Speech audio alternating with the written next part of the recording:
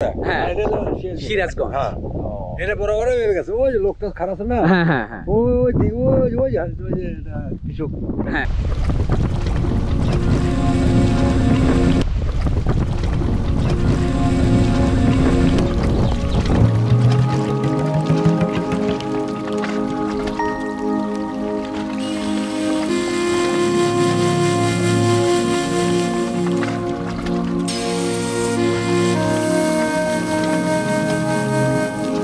অনেকেই হয়তো এখানকার প্রাকৃতিক সৌন্দর্য দেখে মুগ্ধ হবেন, কিন্তু বগুড়ার ধনুর থেকে কাজীপুরের চরে এসেছে অনেকেই কাজ করতে।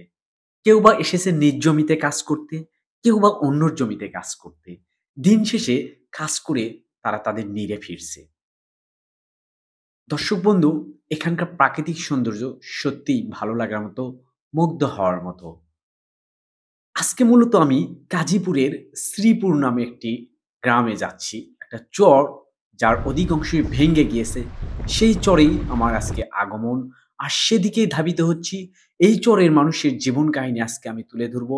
আশা করি আমার পুরো ভিডিওর সাথেই থাকবেন। দর্শক আসসালামু আলাইকুম, আশা করি আপনারা ভালো আছেন। নতুন একটি ভিডিওতে আপনাদের স্বাগতম। আজকে আমি নতুন একটা চরে এসেছি, সিরাজগঞ্জ জেলার কাজীপুর উপজেলার মাইজবাড়ি ইউনিয়নের শ্রীপুর গ্রামে। কিছু পরিবার রয়েছে, মূলত এই পরিবারের লোকজনের সঙ্গে কথা বলার জন্য চলে আসলাম। তাদের জীবন কাহিনী, তাদের সুখ দুঃখের গল্পগুলো আমি আজকে মূলত আপনাদেরকে শোনাবো। দর্শক আমাদের সাথেই থাকুন। এই চরটাতে মাত্র কয়েকটা পরিবার বসবাস করে। ভাই কয়টা পরিবার আছে এখানে? আগে বহু বাড়ি ছিল, এখানে আমরা আছি ৬-৭ বছর। বন্যার টাইমে কি এগুলো তো যখন পানি বেশি হয় পানি ওঠে, ঘরের মধ্যে পানি ওঠে, তখন কোথায় যান? তখন পশ্চিম পাড় যাই। পশ্চিম পাড়ে যান, অর্থাৎ ওই পারে বগুড়াতে যান। বগুড়া আপনার এখানে হচ্ছে পাশি ধনুট উপজেলা, এই পাশে হচ্ছে কাজীপুর উপজেলা, অর্থাৎ দুই জেলার মাঝামাঝি অবস্থান আপনাদের এইটা। জি। হাট বাজার কোথায় যান? হাট বাজার মাইজবাড়ি ইউনিয়ন ডেকুরিয়া। ডেকুরিয়া নাটোরপাড়া। আমাদের বাচ্চা কাচ্চা তো ছেলে মেয়েরা আপনার স্কুলে কলেজে গেলে কোথায় যায় আর কি? এইবার স্কুল আছে, 3টা স্কুল আছে, প্রাইমারি স্কুল, হাই স্কুল নেই। আগে ছিল আপগ্রেড। দর্শক আমি আপনাদের তাদের বাড়ির অবস্থানগুলো দেখতে পাচ্ছেন। অ্যাকচুয়ালি এর আগের চরের ভিডিওগুলোতে আপনারা দেখছেন তাদের একমাত্র অবলম্বন এখানে দেখছেন যে পাটখড়ি, যেটা সিনটা নামে পরিচিত বিভিন্ন অঞ্চলে। মূলত তাদের বাড়ির অবস্থান হচ্ছে এই, অনেকটাই কষ্ট করে থাকে। দেখছেন তাদের এই বিভিন্ন ঘরগুলোতে আমি আপনাদের গিয়ে দেখাইছি যে একই সঙ্গে গরু, ছাগল, মুরগি এবং মানুষ বসবাস করে। এই চরেও তার ব্যতিক্রম না। যদিও বিদ্যুৎ নেই, সৌর বিদ্যুতের সামান্য একটু ফ্যান, যদিও গরুইবের এসি বা ফ্যান, এখানে বাতাস প্রতিনিয়ত থাকেই। আর একটা ঘর দেখছি আমরা, সেইটার অবস্থানও দেখছেন যে সেম একই কন্ডিশন, তা দিয়ে তাদের বাড়ি করা। অনেক কষ্টে থাকতে হয়। আমরা এই বাড়িওয়ালা ভাই বোনদের সঙ্গে কথা বলবো। সো আর একটা আপনারা দেখতে পাচ্ছেন তাদের, আমি এই ঘরেও প্রবেশ করবো। এখানেও একদম করুণ অবস্থা, আসলে বলার কিছু নাই। একই সঙ্গে বসবাস করা, সাথে জিনিসপাতি, তারা কিছু খাবারের জিনিসপাতি এখানে রেখেছেন। তো এই হচ্ছে চর অঞ্চলের মানুষের জীবন কাহিনী। আপনার পরিবারে কয়জন লোক বসবাস করে? 3 জন। 3 জন। আপনার চাচা আর কে? ছেলে আছে। ছেলে আছে। কত বড়? চাচা কি করেন? কৃষি কাম করে। কৃষিকাজ। নিজের জমিতে না অন্যর জমিতে? অন্যর জমিতে। এই এলাকায় তো লোকজন বা জনবসতিও কম তুলনামূলক, বা কাজ কি এলাকাতে করেন অন্য এলাকায় যায় করতে হয়? অন্য এলাকা যায় না, এই এলাকাতেই যায়। এইভাবেই সংসার চলে। বন্যার টাইমে যখন পানি ওঠে এগুলোতে তখন কি করেন? ওই পারে যেতে হয় সব ছেড়ে। এই আপনাদের দেখছি যে পাট খড়ি দিয়ে, অর্থাৎ সিনটা দিয়ে আপনাদের ঘর। এর বিকল্প সরকার থেকে কখনো টিন বা এগুলো দিয়ে বিভিন্ন জায়গায় দেখি গুচ্ছ গ্রাম বা হেল্প করে, এই ধরনের নেই আপনাদের? না না, এই দেশে কখনো সহযোগিতা করে না? না, আগে হচ্ছে, এখন আর বর্তমানে 2-3 বছরের এলে আর হয় না। দর্শক আমরা আরেকজন চাচির সঙ্গে কথা বলবো, যে এই চরে মাত্র 3টি পরিবার বসবাস করে, তার পরিবারের একজন চাচি যিনি, তার সঙ্গে আমরা কথা বলবো। চাচি কেমন আছেন আপনি? ভালোই। কয়জন বসবাস করেন আপনাদের পরিবারে? 4-5 জন। চাচিরই সন্তান যিনি এই প্রত্যন্ত চরে থেকে ইন্টারমিডিয়েট পাশ করেছে, সত্যি একটা ভালো লাগার বিষয়। আমার বিশেষ করে ভালো লাগছে। আমরা জানি চর অঞ্চলের যারা তরুণ আছে, লেখাপড়া করে, তারা সাধারণত চাকরি হয়। আমরা আশা করব এই তরুণেরও চাকরি হবে। ভাই আপনার নাম কি? আমার নাম মোহাম্মদ হারুন রশিদ। ইন্টারমিডিয়েট পাস করেছেন আপনার আম্মা বললো? জি। তা খুবই একটা চমৎকার। কোথায়, কোন কলেজে? Gosaibari degree college. গোসাইবাড়ি নদী পার হয়ে আপনাকে ওই পারে যে কলেজে যেতে হতো? জি, নদী পার হয়ে। এইবারই ইন্টারমিডিয়েট পাস করেছেন? না, এর আগেই। এর আগে। এখন কি ডিগ্রিতে ভর্তি হননি বা অনার্সে? অনার্সে ভর্তি হয়েছিলাম।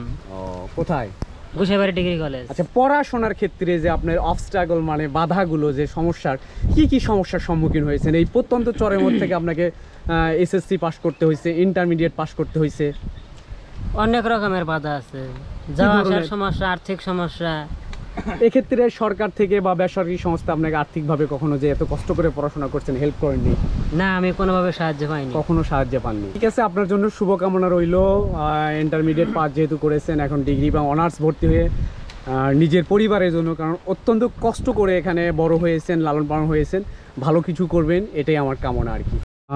এরপরে আমরা আরও কিছু বাড়িতে প্রবেশ করতেছি।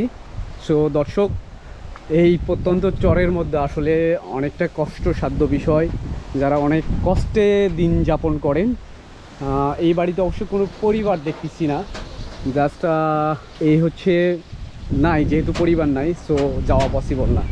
এই শ্রীপুর চরে কাজীপুরের যে বাড়িতে অবস্থান করছি, বাড়িতে আসলে করুণ অবস্থা, তাদের মুখেই শুনলেন। দর্শক, আপনাদের ভিডিওটি কেমন লেগেছে অবশ্যই জানাবেন। আর পাশাপাশি অনেক প্রবাসী ভাইরা আমাদের ভিডিওটি দেখে থাকেন, তাদের যদি কখনও সাহায্য সহযোগিতা করার মতো এখতিয়ার থাকে অবশ্যই করবেন। পাশাপাশি আমাদের সুপার চ্যাট দেওয়ার সুযোগ রয়েছে। তো আমাদের ভিডিওগুলোতে যারা সহযোগিতা করতে চান আমাদের মাধ্যমে হলো, সেক্ষেত্রে তারা একটু সুপার চ্যাট দিয়ে আমাদেরকে এগিয়ে রাখবেন, বা পাশাপাশি এদেরকে আপনারা সরাসরি এসেও এইগুলোতে হেল্প করতে পারবেন। কারণ সত্যিকারেই এই এলাকার লোকজন অনেক কষ্ট থাকে, যেটা সাহায্য সহযোগিতা একজন চাচি বললেন যে সেই নাচিম এমপি যখন ছিলেন, মাননীয় সাবেক স্বরাষ্ট্রমন্ত্রী আর কি, তখন মোটামুটি একটা সাহায্য সহযোগিতা পেয়েছে। কিন্তু বর্তমানে এখন আর এই এলাকার কেউ সাধারণত খোঁজ নেন না বা তাদের কোনো খোঁজ খবর রাখেন না। সো এই বিষয়টি অবশ্যই নজর রাখবেন। আমরা একজন চাচাকে দেখতে পাচ্ছি। আসসালামু আলাইকুম চাচা, কেমন আছেন আপনি? হ্যাঁ। আপনার বাড়ি কি এইটাই? না না, বাড়ি পশ্চিম পাড়ে। ও আচ্ছা, পশ্চিম পাড়ে। ও, এই পাড়ে জমি আছে? হ্যাঁ, জমি আছে। পশ্চিম পাড় থেকে আইসে নিয়মিত আপনাকে লোক চাষাবাদ আসি, করতে হয়? আসে সকালে যাই, সকালে আসি, বিকেলে যাই। ও, দুপুরের খানা পিনা নিয়ে আসি। নিয়ে আসেন আর কি। কি লাগাইছেন, মরিচ নাকি? মরিচ লাগাছি, তারপরে ভুট্টা লাগাছি, তারপরে ছোলে লাগাছি, বিভিন্ন বিভিন্ন। আচ্ছা আচ্ছা, বাড়ি বগুড়ার মধ্যেই? আর এইটা তো হচ্ছে সিরাজগঞ্জের মধ্যে। এটা পাবনা? না না, সিরাজগঞ্জ। আগে পাবনা ছিল আর কি, এক সময় পাবনা জেলা ছিল, পরবর্তীতে মনে কোনো পাব নাই। এখনো পাবনাই মনে করেন আপনি? এই সিরাজগঞ্জ পাবনা।